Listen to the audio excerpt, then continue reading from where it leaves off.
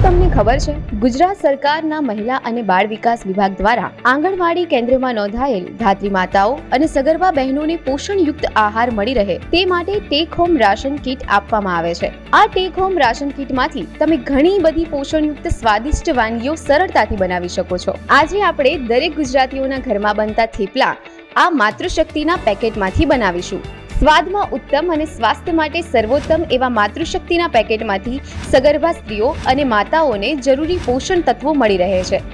માતૃશક્તિમાં ઘઉંનો લોટ, સોયાબીનનો લોટ, મકાઈનો લોટ, ચણાનો લોટ વગેરે હોય છે, જેનાથી માતા અને આવનાર બાળકને યોગ્ય પ્રમાણમાં કેલેરી તેમજ પ્રોટીન મળી રહે છે। માતૃશક્તિમાં જો તમે ગરમ પાણી ઉમેરશો એટલે રાબ, શીરો, લાપસી જેવી વાનગીઓ તમે તરત જ તૈયાર કરી શકો છો અને આ ઉપરાંત તમે માતૃશક્તિમાંથી 40થી પણ વધારે વાનગીઓ બનાવી શકો છો। ગુજરાત સરકારના